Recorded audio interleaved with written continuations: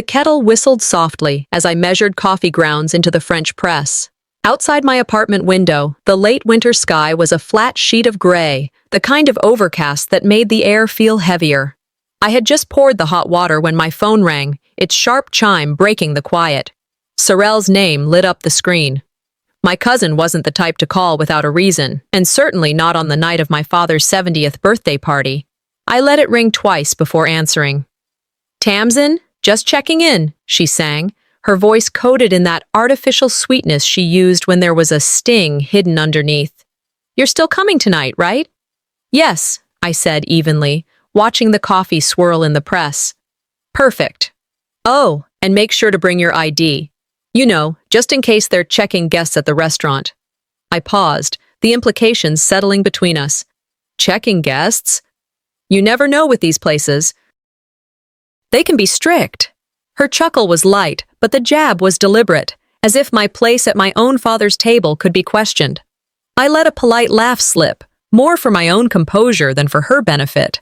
"Thanks for the reminder." She went on, her tone still sweet but laced with an undercurrent. "Savara's been working so hard to make this night perfect. I just hope everyone's on their best behavior." Code for don't make a scene. "I'm sure it'll be a night to remember," I replied, my words neutral but weighted. We hung up, and I stood there with the phone still in my hand, leaning against the counter. The coffee's aroma filled the kitchen, but the unsettled feeling she'd planted was stronger. I set the phone down, knowing this wasn't just a casual call, it was the opening move. Family gatherings in my world were never simple reunions. They were performances, carefully staged to reaffirm the unspoken hierarchy. My father, Grantham Royce, ran them the way a retired CEO presides over an annual shareholders meeting. Savara, my older sister, had been the heir apparent for as long as I could remember. She fit the image, polished, poised, and perfectly aligned with my father's vision of the family. I, on the other hand, had taken a different path. When our mother got sick, I left college to care for her. It wasn't a decision I regret, but it was one my father never acknowledged as sacrifice. To him, it was a detour from the plan, a plan he'd built without my input. Tonight was supposed to be a celebration, but I knew better. Birthdays in our family weren't just about cake and candles. They were a stage for reinforcing roles. I could already feel it.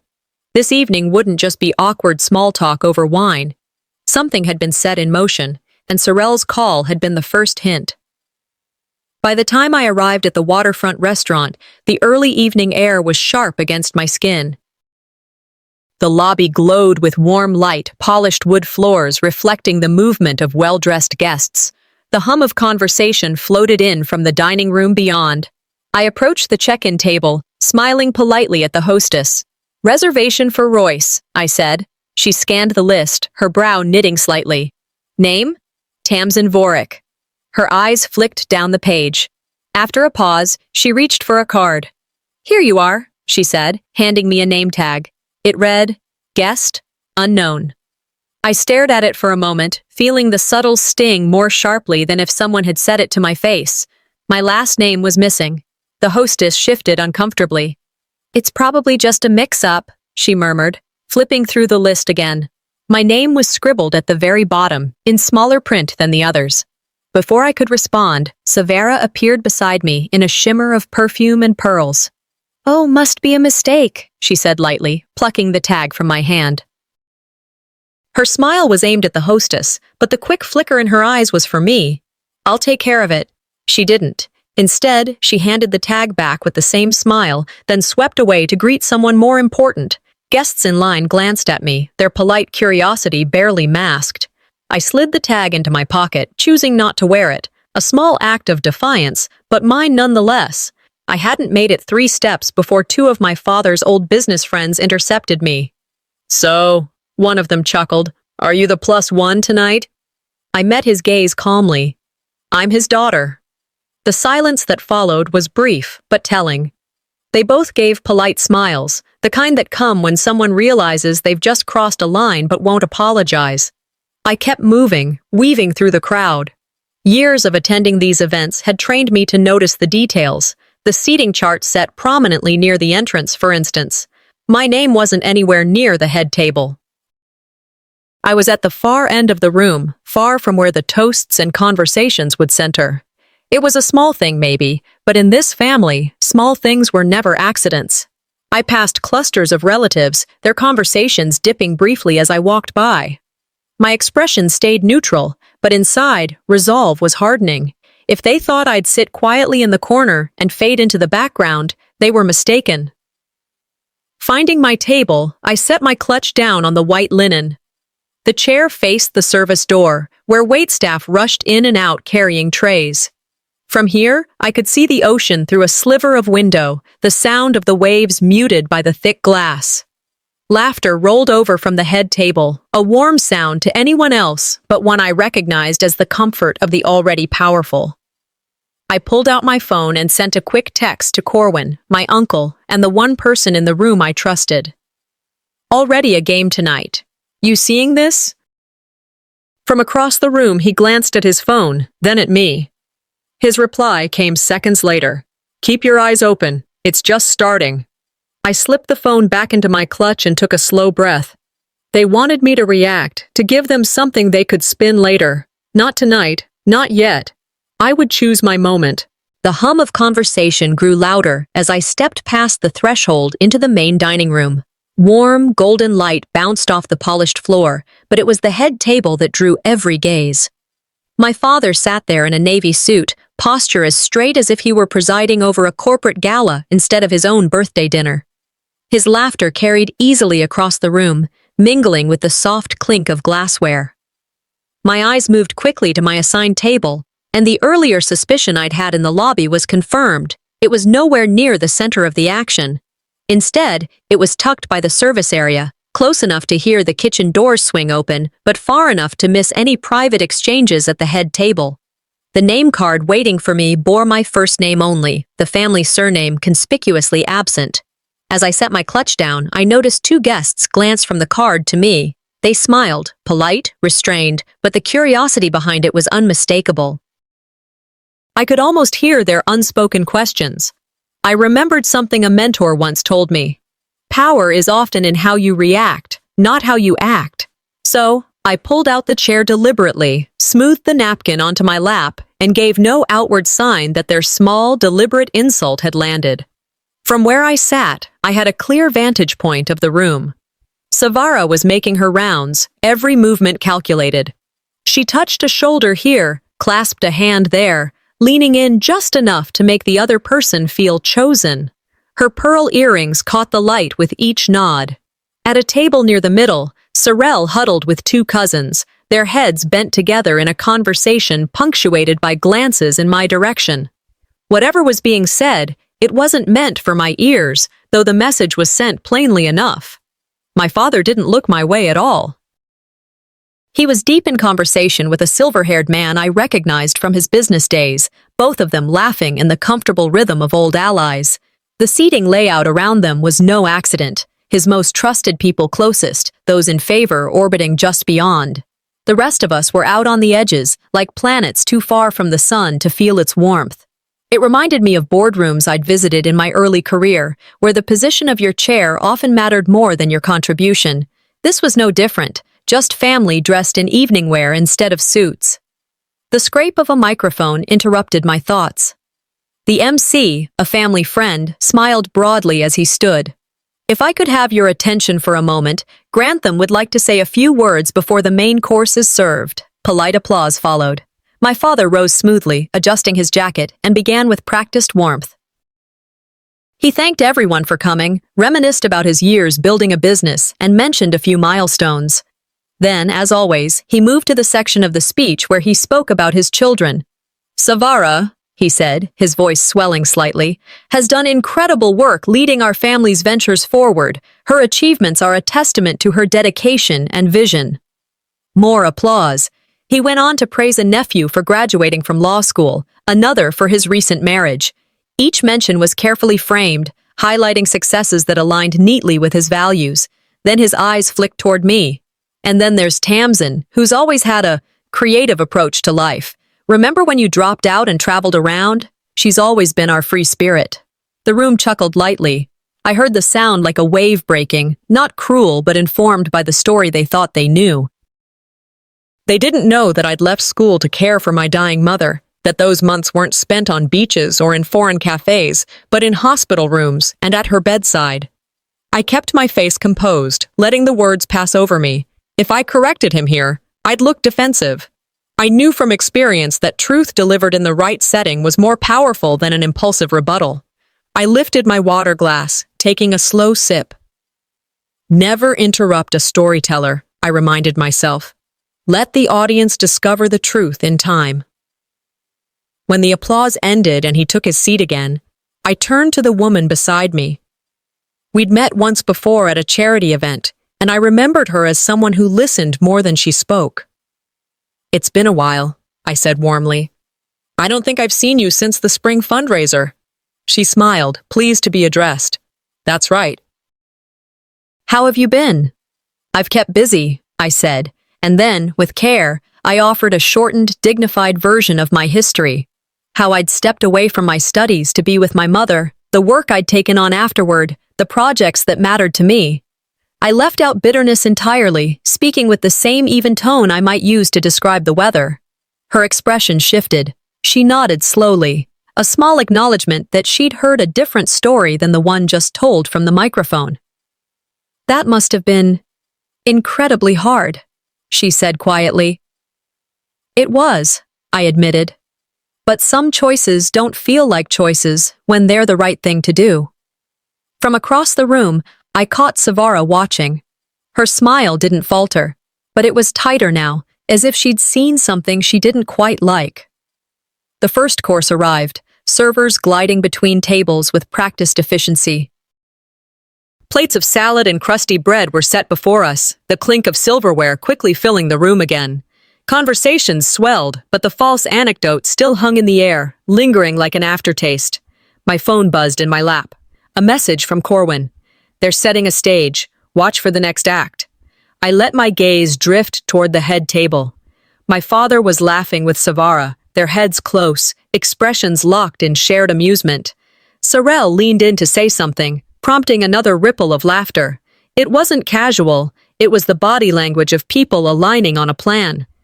I set my fork down and took another slow sip of water.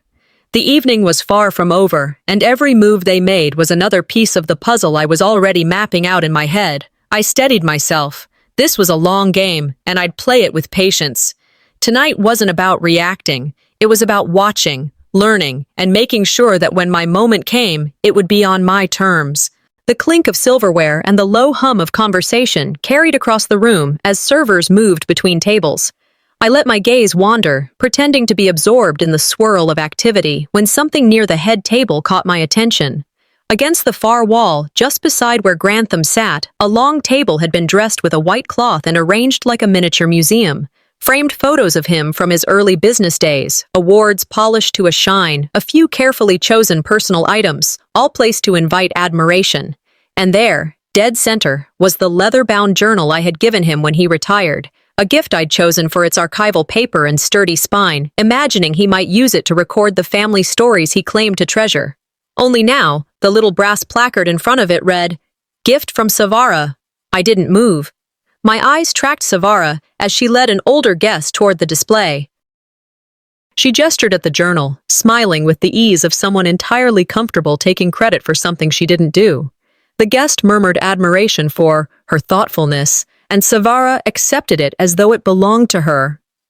I forced myself to stay seated, hands folded on my lap. A mentor once told me, "Don't correct them mid-performance. Wait until they can't edit the ending." Still, the sting went deeper than the paper cover of that journal. It was the quiet violence of being erased. A server approached my table, leaning slightly toward me. "Mr. Royce would like to open gifts from the family now." The walk to the front felt longer than it should have. I could feel eyes on me, the subtle lean of bodies turning to watch. My heels clicked softly against the floor until I reached the space in front of him. I handed him the package, wrapped in deep blue paper with a cream ribbon I'd tied myself. Inside was the wooden keepsake box I'd been working on for weeks. Each compartment was measured to fit the letters he kept in his desk, the watch he wore to his first board meeting, Even a slot for the gold pen he favored. Grantham peeled the ribbon, opened the lid halfway, glanced inside, then closed it again. The tight smile he gave me didn't touch his eyes. "You should keep this for yourself," he said lightly, as though turning down a second slice of pie. He placed it on the table beside him, away from the other gifts. A hush rippled out from our immediate circle before the chatter resumed. I could feel the heat rise to my cheeks, but I slowed my breathing, keeping my shoulders squared. I wouldn't give him the performance he was hoping for. I turned and walked back to my table at an unhurried pace, passing one of Savara's friends, who gave me a small, pitying smile. My seat felt colder when I sat down again. From across the room, Corwin caught my eye. He was leaning back in his chair, arms loosely crossed, but there was nothing casual in the way he tilted his head toward the display table. A few minutes later, he strolled past, stopping just long enough to murmur, "They're layering the narrative tonight." I didn't look up from my plate. "I've noticed," I replied quietly, "but every layer makes the ending heavier." His mouth curved in a brief nod before he moved on. We didn't need more words. Both of us understood that pushing back too soon was like playing a hand before the cards were dealt. I sat with that thought, letting the noise of the room fade into the background. It wasn't the first time something of mine had been minimized or reassigned in this family. Ideas I'd contributed in business discussions would reappear later as Savara's brainchild. Time I'd given to support an event would be remembered as someone else's sacrifice. But tonight, the pattern was sharper in my mind. Maybe it was because I'd chosen to watch instead of react. I started cataloging each slight, the name tag missing my last name, the speech that rewrote my life as a whimsical detour, the journal falsely attributed, the rejection of my gift. There was a rhythm to it, like a well-rehearsed play. Savara's quiet stage management, Grantham's public remarks that undercut without openly insulting. Each move reinforced the story they wanted the room to believe. They can set the stage, I told myself, but they don't get to write my final scene. I reached for my glass, letting the cool water ground me. If I could track their rhythm, I could break it, preferably at the moment they thought the act was over. Dessert menus appeared, handed out by servers who moved with the briskness of people trying to stay invisible. I kept my attention on mine, but my peripheral vision was fixed on the head table. Grantham leaned toward Savara, speaking low. Whatever he said made her glance in my direction with that measured, unreadable smile she wore when she thought she was holding a winning card. Sorrel appeared beside them, her phone in hand. She tilted it so they could both see the screen. A smirk spread slowly across Savara's face, while Grantham's nod was deliberate, almost ceremonial. The hum of the room seemed to thin out for me. Across the space, Corwin's phone lit up. He read something, then his gaze snapped to mine. A moment later, my own phone buzzed with his message. "Next round's coming. Brace yourself." I let my eyes return to the head table. Grantham had shifted back in his chair, satisfied. Savara was still holding her phone, tapping it with the casual confidence of someone preparing their next move. Whatever they were about to do, I would meet it without flinching. My resolve had settled into something solid, a quiet anchor in the middle of the noise. This wasn't a night to win. It was a night to watch, and to remember everything. The main course had just been set in front of me when I spotted Corwin moving through the dining room. He was making his way from table to table, shaking hands, leaning in to exchange quiet words with people he'd known for decades. To anyone else, he looked like he was simply enjoying the evening, but I knew better. Corwin was watching. When he reached my table, he rested his hand briefly on my shoulder, a touch so light it might have gone unnoticed by anyone else. But in our family, small gestures carried more weight than grand declarations. This was his way of telling me, "I see you. Stay steady." I gave the smallest nod, letting him know I understood. That brief contact cut through the social chill I'd been wrapped in all evening. It reminded me that even in a room where my seat had been deliberately pushed to the fringe, I wasn't alone. As I picked up my fork, I thought of something Maya Angelou once said. "You may not control all the events that happen to you, but you can decide not to be reduced by them." The words fit like armor. I was here, and I would not be diminished. Midway through the meal, my Aunt Marla appeared at my side. Her smile was warm in shape, but cold in temperature, the kind that looked better from a distance. "Tamsin, honey," she began in a voice pitched just loud enough for me to hear over the music. "I know tonight's been a little awkward, but you should let things slide so your dad can enjoy his night." I set my fork down and gave her my full attention. "I am letting everyone enjoy themselves," I said evenly. "That doesn't mean I have to ignore what's happening." Her eyes darted briefly toward the head table before she leaned in closer, her perfume, sharp and floral, settling over the space between us. "You've always been sensitive," she said, the pause between words deliberate. "Best not to take it personally." The words slid under my skin, reframing deliberate slights as my own fragility. I held her gaze, refusing to give her the satisfaction of flinching. "I'll keep that in mind," I said, my voice smooth as glass. Marla straightened, her smile fixed, and drifted away to a nearby table where Savara sat glowing under the attention of half a dozen guests. I let my eyes travel around the room. Savara was in the middle of some elaborate story, her hands moving gracefully, her audience laughing on cue. Grantham, seated beside her, was grinning in that way he did when he believed the room belonged to him. Across the way, Sorrel was snapping pictures, carefully framing them so the right faces appeared in each shot. Every move felt intentional, every interaction staged to lock in the narrative they'd been building all evening. In my mind, I started connecting dots. The name tag without my surname. The rewritten anecdote during the speech. The misattributed gift, the casual rejection of my own, all pieces of the same pattern, laid out on the table like a puzzle I was being dared to solve. Corwin reappeared, moving with that same easy gait. He stopped beside me and bent just enough so only I could hear. "Don't waste energy reacting now. They want that." I allowed myself a slow breath. "I know. I'm deciding which battle is worth my bullet tonight." He smirked faintly, eyes glinting. "Pick the one they'll never see coming." The advice slid neatly into the framework I'd been building all night, outwardly composed, inwardly calculating. Let them think they were winning. Let them think I was subdued. In reality, I was keeping score. By the time he straightened and moved on, my frustration had settled into something sharper. Resolve. They would not leave this night believing their version of events was the only one that mattered. A server's voice broke through the low murmur of conversation, announcing dessert. The lights dimmed slightly, casting the room in a softer glow. Small candles flickered in glass holders, the kind meant to suggest intimacy, but which, in a room like this, only amplified the whispers.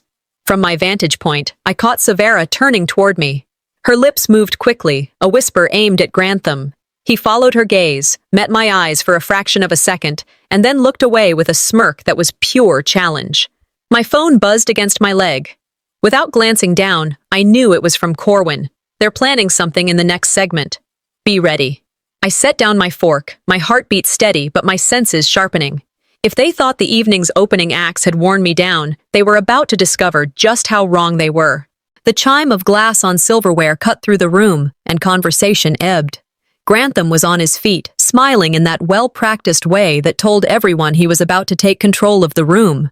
Servers moved swiftly to clear plates, the scent of roasted meat giving way to the sweeter air of dessert preparations.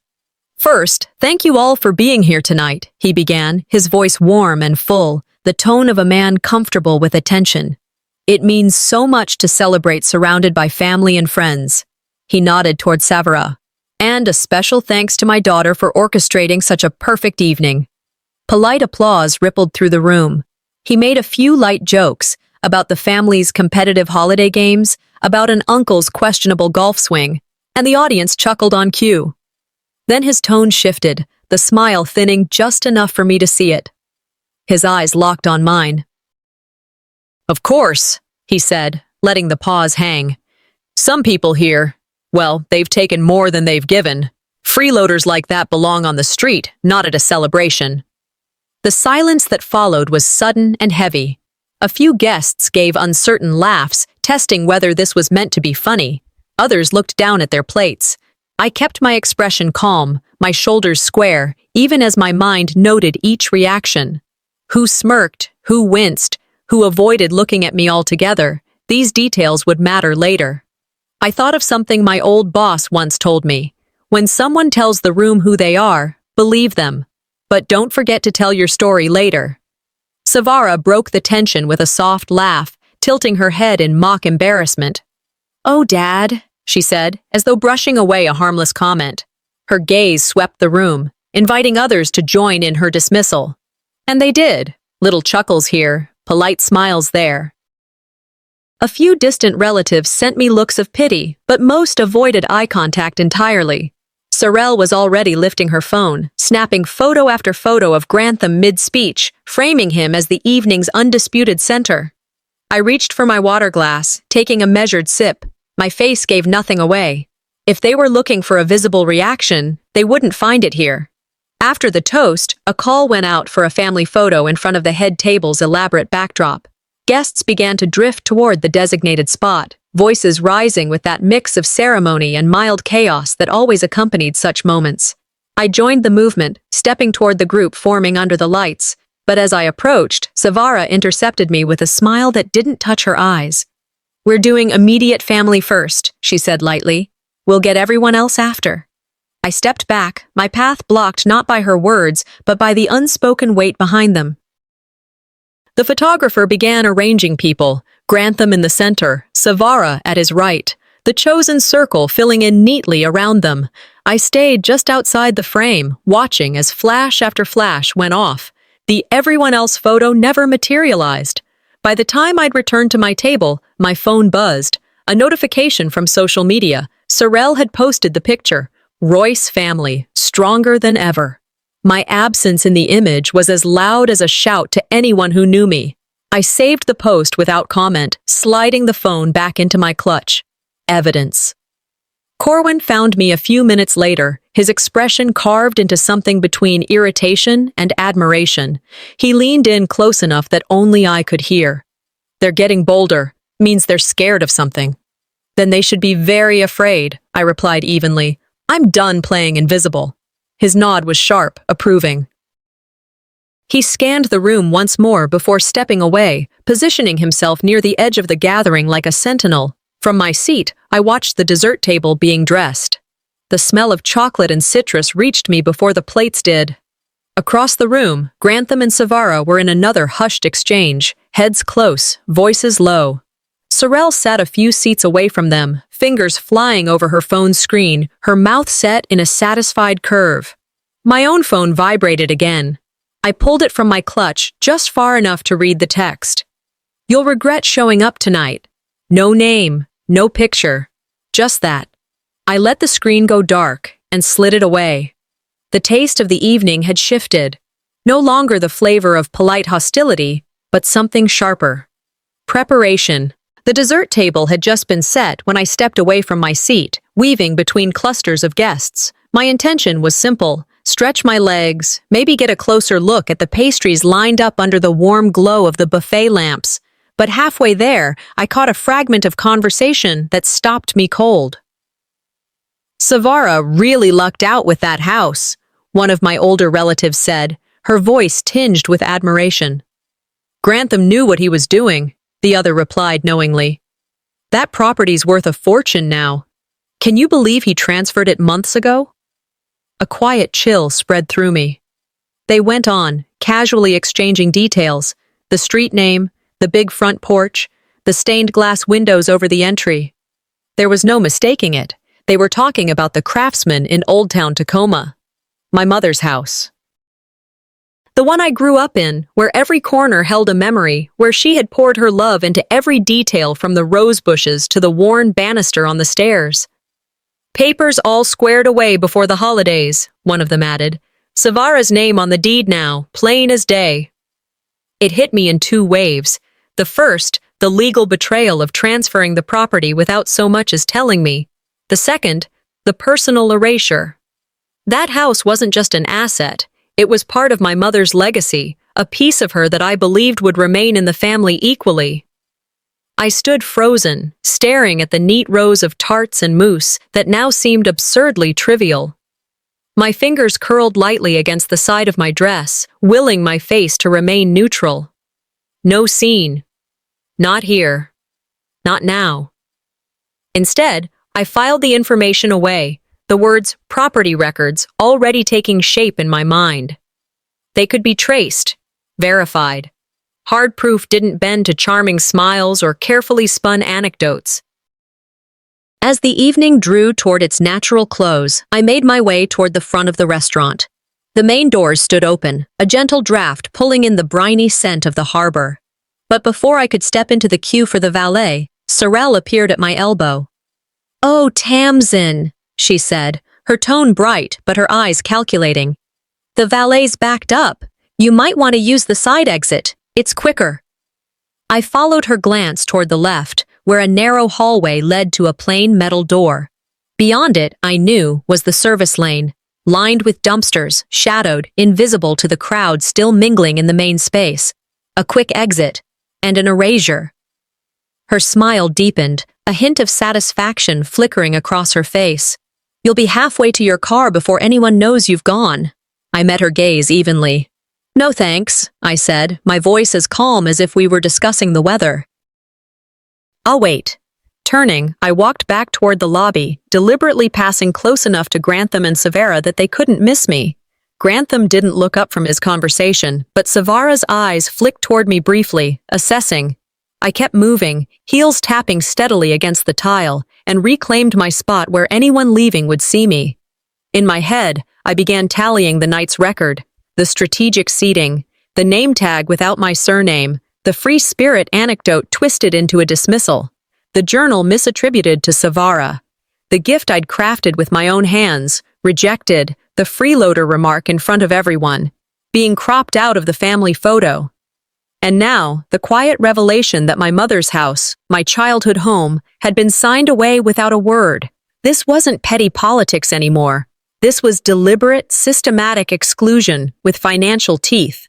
A plan began to take shape. First, confirm the deed transfer through Pierce County's property records. Second, document every insult, every maneuver from tonight. Third, start building a counter-narrative, one with evidence to back it up. An old line from a colleague drifted into my mind. If they write you out of the story, write your own and publish it louder. Corwin caught up to me near the coat check, his timing as precise as always. He lowered his voice so only I could hear. "You caught the bit about the house, didn't you?" I nodded once. "Yeah, and they think I'm just going to swallow it." He smiled faintly, though his eyes stayed sharp. "Then they've forgotten who they're dealing with." His tone wasn't dramatic. It was matter of fact, a reminder of the spine he knew I had. There was an undercurrent, too, a quiet pledge that when I moved, he'd be there. I slid my coat over my shoulders, the weight familiar, grounding. "They've pushed this as far as they think they can," I said. "Time to show them they've miscalculated."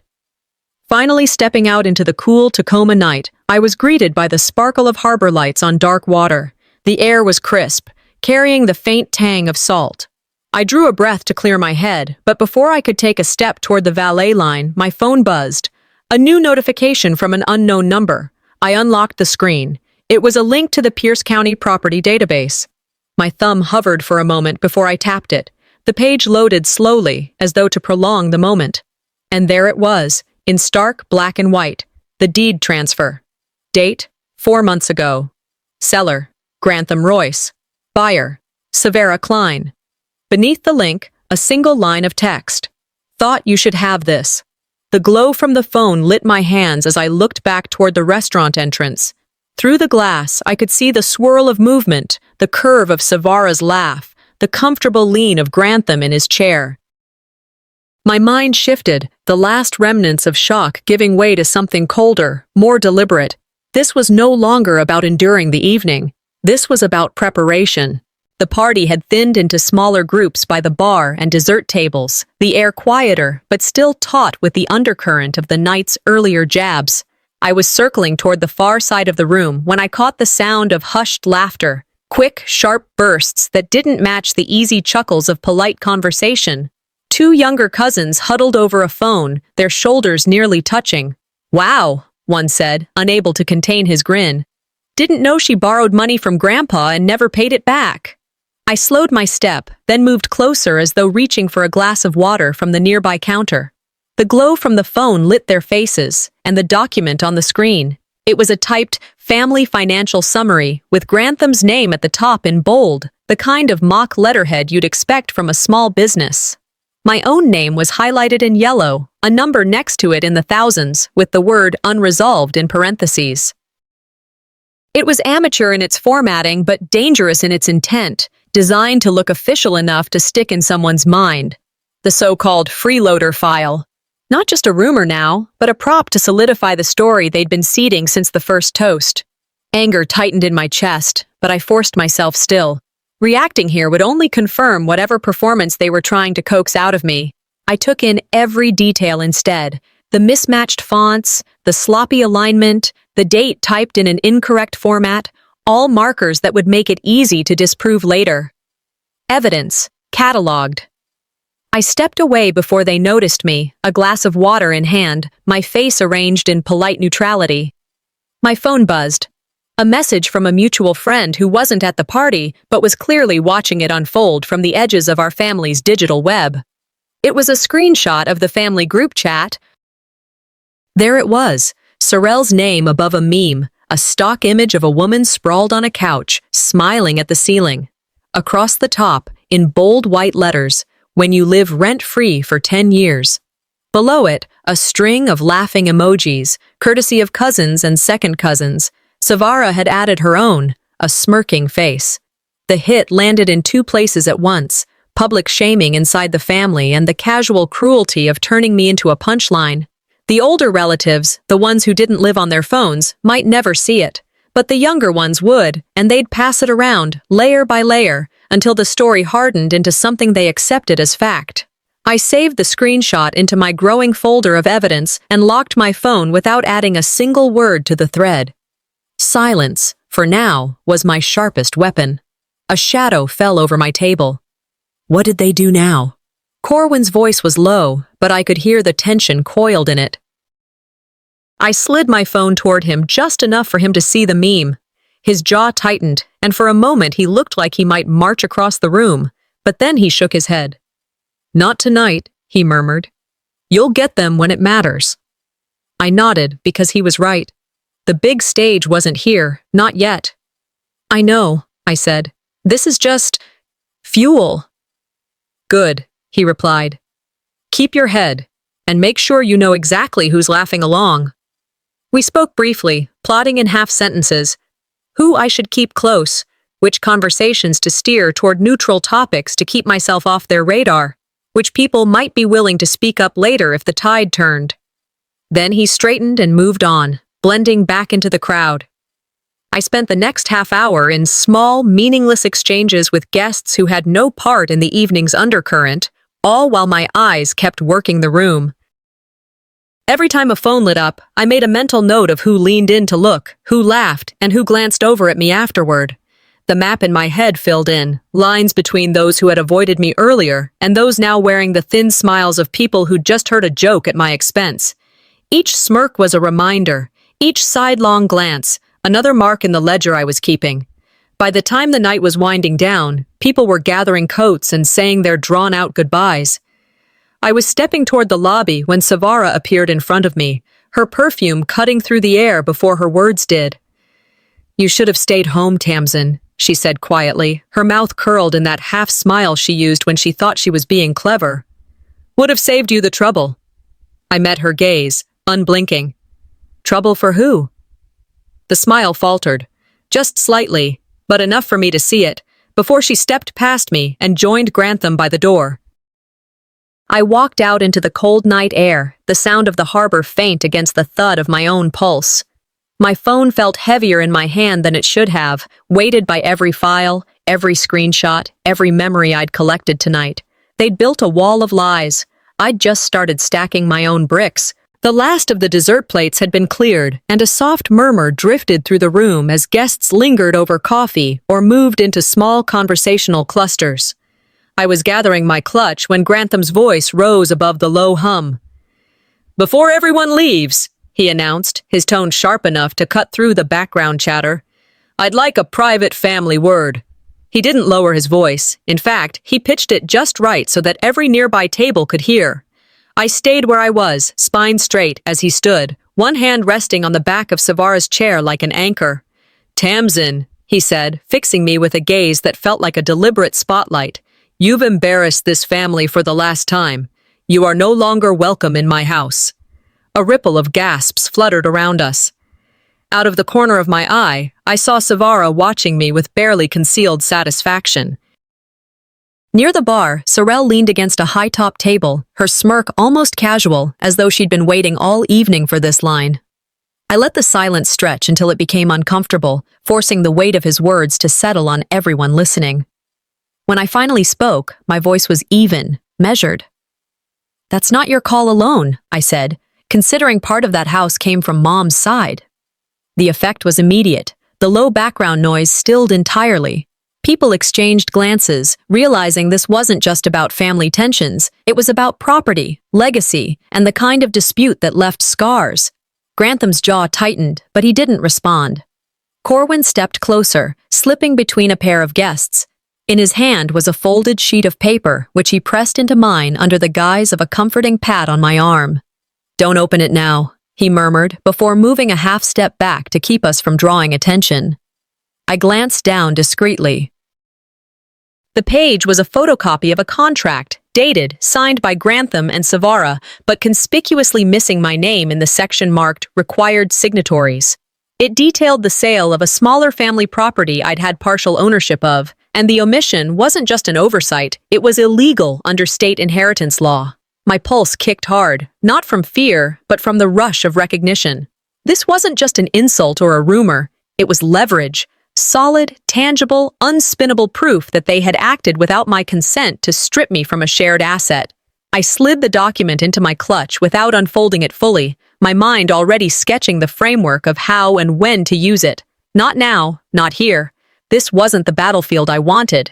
But soon, I turned deliberately toward a small group of guests who had been watching the exchange with wide eyes.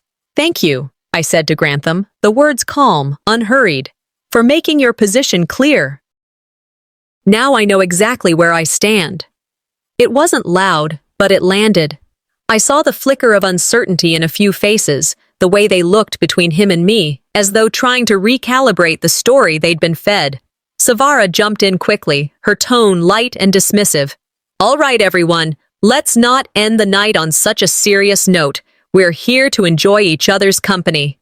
She laughed softly, an attempt to herd the mood back to safe ground. But the air had shifted. You could feel it. Even the servers moving between tables seemed more aware now, glancing in our direction as they poured coffee. I reminded myself not to rush.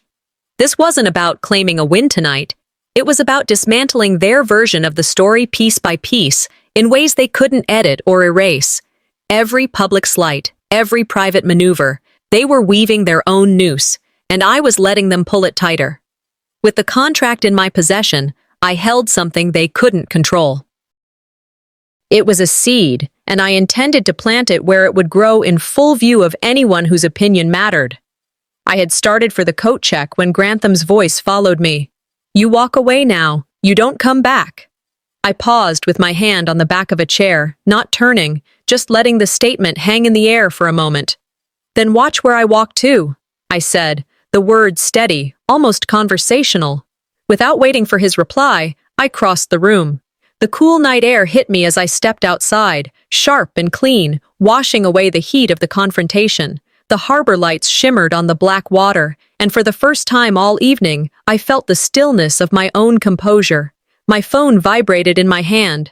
A message from an unknown number lit up the screen. "I see you have the contract. Let's talk." I looked back at the restaurant's glass doors, seeing only my own reflection in the pane. The night wasn't over. It was just changing shape. The next morning, I woke to the steady patter of rain against the window, gray light filtering through the blinds. My phone was face down on the nightstand, buzzing every few minutes. I reached for it reluctantly, already suspecting the shape of the messages waiting for me. The notifications told a familiar story. Sympathetic texts from distant relatives who'd never risk saying anything in front of Grantham. and silence from those whose proximity to him mattered more than any notion of fairness. One email sat at the top of my inbox, flagged as important. The sender was a Seattle law firm I recognized from past family dealings. The subject line read, "Cease and desist." I opened it, scanning the clipped legal language. The letter demanded that I stop defaming the Royce family and refrain from interfering with property matters, and warned of immediate legal action if I failed to comply. For a moment, I laughed, quietly, disbelieving. Then the humor evaporated, replaced by something colder. This wasn't just bluster, it was confirmation. They knew I had leverage, and this was their way of trying to scare me into silence. I forwarded the email to Corwin without adding a single word. His reply came less than a minute later. Expected this. After coffee, I decided to call a cousin who, just a few days ago, had told me in hushed tones that he couldn't believe what Severa was pulling. The call rang through to voicemail. I tried again an hour later, same result. By the afternoon, I saw a photo pop up on his social media. Him and his wife, smiling in front of a mountain lodge with drinks in hand. The caption was something bland about getting away from it all. He wasn't just unavailable, he'd made himself absent on purpose. It stung, but only for a moment. I'd learned a long time ago that when family lines are drawn, even those who quietly agree with you will step back to protect themselves. That's human nature. I added him to the mental list, not of enemies, but of people I didn't need to count on or protect when it came time to act.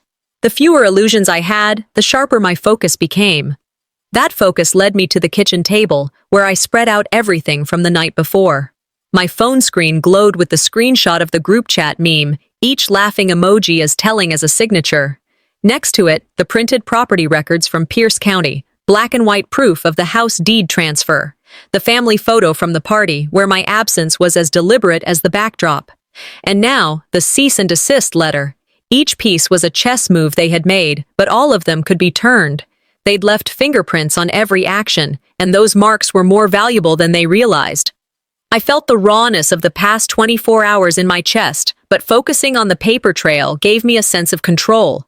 This wasn't chaos, it was a case file, and I was building it one exhibit at a time. And the phone rang again. Corwin's voice came through, steady as ever. "Got your email. I've got a contact who can take a look at that contract they pushed through. If it's as sloppy as I think, we'll have something solid." "Do I respond to the lawyer?" I asked. "Not yet," he said without hesitation. "Let them think you're rattled. Meanwhile, you'll be putting your shot together." His calm steadied me in a way that reminded me of our conversation the night of the dinner. Measured, strategic. "The next move isn't theirs," he added before hanging up. "It's yours." By evening, the rain was still tapping its rhythm on the glass, each drop ticking like a metronome to my thoughts. The table in front of me looked like a war map, property deeds, legal threats, screenshots, and printed photographs all laid out in careful order. I stared at them, not as a pile of grievances, but as assets. Every slight had left a trail. Every insult had been documented, time-stamped, and in many cases, publicly witnessed. My phone buzzed. This time, the number was unfamiliar, but I opened the message anyway. "I can help you bring them down. Are you ready?" I didn't need to think about the answer. I already knew. The morning broke with a clear, brittle light, the kind that made even the dust motes in my apartment seem too sharply defined. I set my coffee on the kitchen table and began pulling everything out. The property transfer documents, the illegal contract, screenshots of the memes, the cropped family photo, and the cease and desist letter. One by one, I arranged them in neat rows like exhibits in a trial. On my laptop, I opened a folder I'd labeled simply, Receipts. Inside were subfolders by date, each meticulously tagged and annotated. I clicked through them, lingering on the group chat screenshot with the rent-free meme. I'd cross-referenced it with other threads that revealed the same casual malice, the same smug glee in planning my exclusion. The irony wasn't lost on me. Every relative who had mocked me had also left a breadcrumb trail for me to follow. In the hands of someone like me, those breadcrumbs became a rope. And as an old mentor once told me, if they give you rope, braid it into a whip. I felt something shift in me. This was no longer about surviving their attacks. It was about dismantling their credibility piece by piece. Mid-morning, my phone buzzed with a text from the same unknown number that had sent the property record. This time, it contained a single link and the words, "You'll want to see this." I downloaded the zip file cautiously, scanning it before opening. Inside was a goldmine, months of family group chat logs. They weren't doctored, timestamps matched, usernames intact. In them, I saw Savara instructing Sorel to make sure her table is far from the stage. Grantham chimed in on another thread, saying, "Don't forget to get the immediate family shot before anyone else." They had even shared drafts of seating charts, notes on who should keep conversation light if I tried to bring up certain topics, and sly asides about keeping her in her place. It was all there, conspiratorial, petty, and damning. Not just hints of exclusion, but coordinated acts. The smug tone, the assumption that no one would ever see it, was exactly the kind of arrogance that could sway neutral relatives if the logs came to light.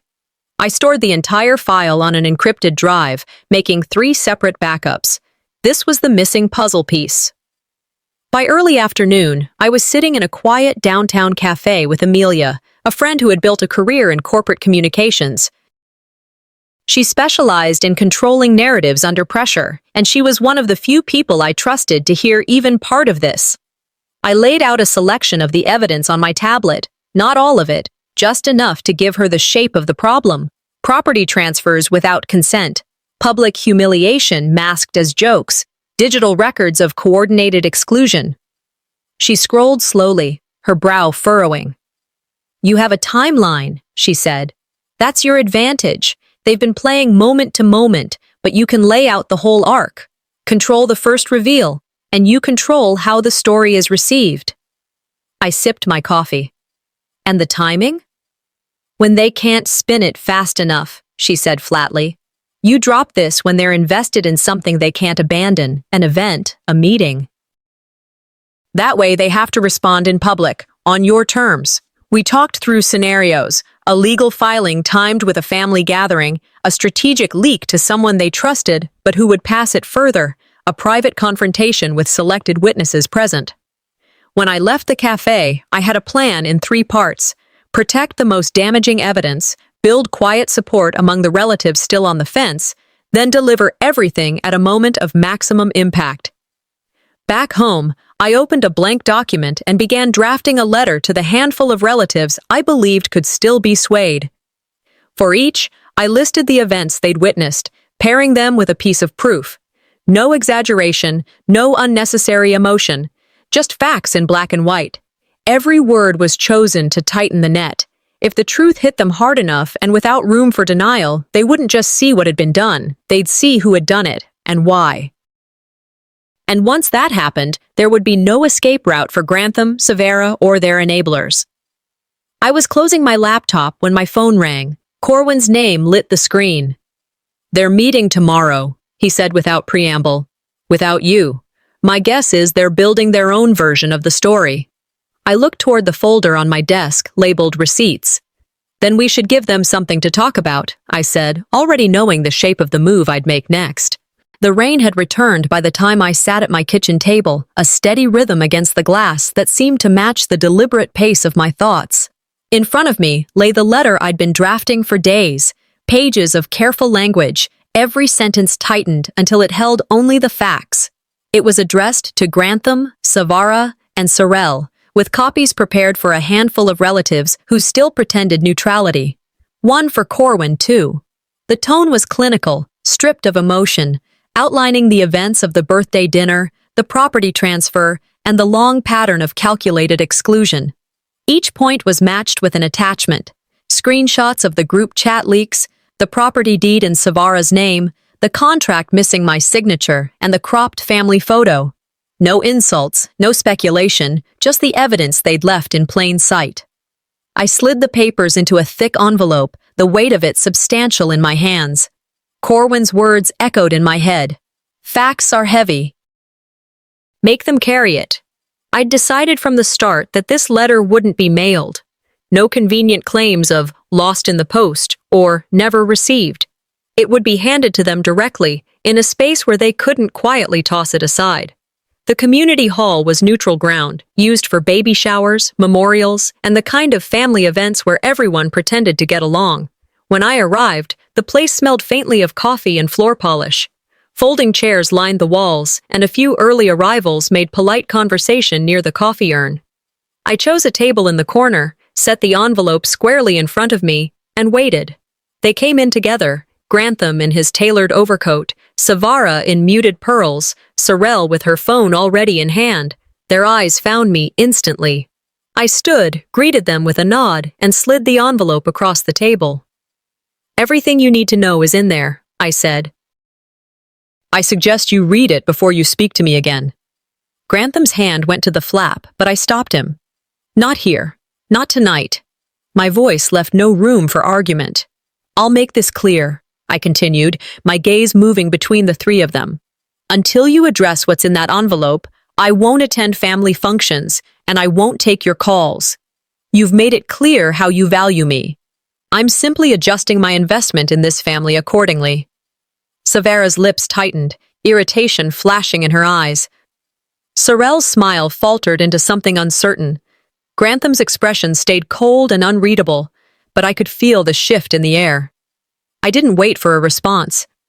I turned, coat over my arm, and walked out with the slow, deliberate pace of someone who no longer feared the door closing behind her.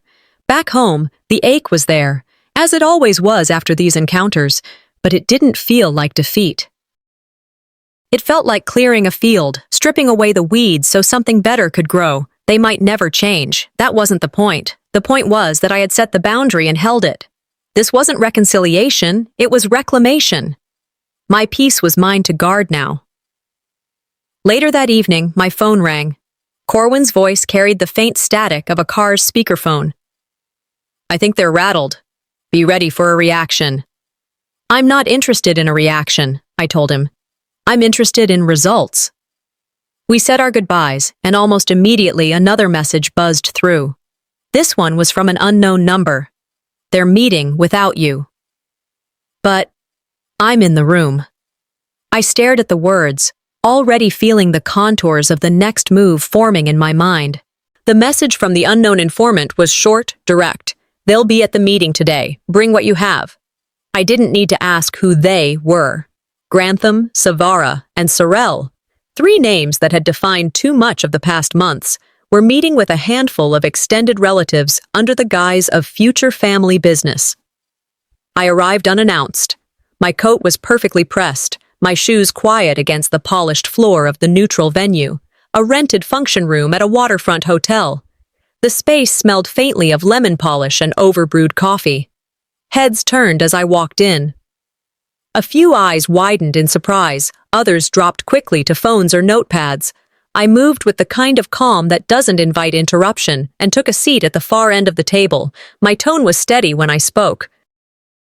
I thought it was time I joined the conversation about the family's future. It wasn't a request, and the way I said it left no room for anyone to suggest otherwise without looking hostile in front of witnesses. When the first lull came, I slid a folder from my bag and placed it in the center of the table. Property records, the contract missing my signature, group chat screenshots.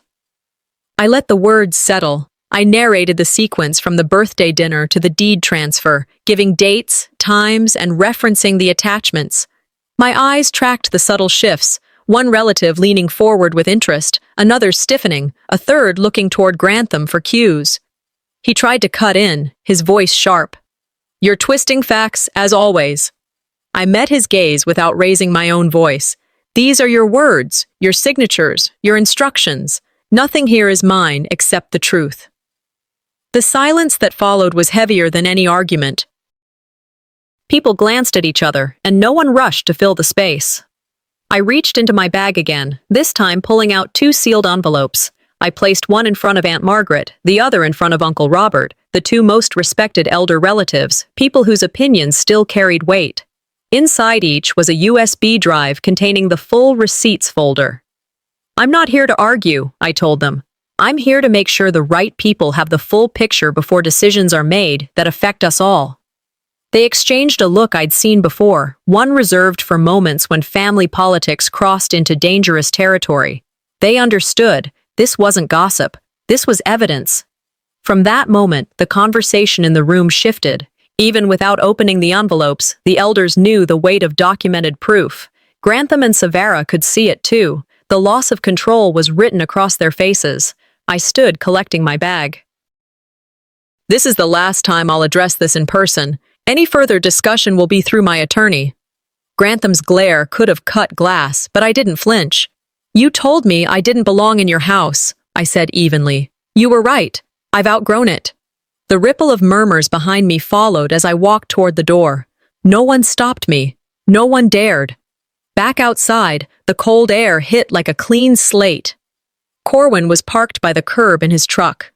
I climbed in, closing the door with a quiet finality. They looked like they'd swallowed glass, he said, a grin tugging at his mouth. I allowed myself a small smile, not gloating, just acknowledging the shift. Good. My phone buzzed before we pulled away. Another message from the same unknown number. You've just taken their crown. What will you do with it? I looked out at the Tacoma harbor, the lights shimmering on the water like scattered coins, and answered in my mind, build something they can't touch.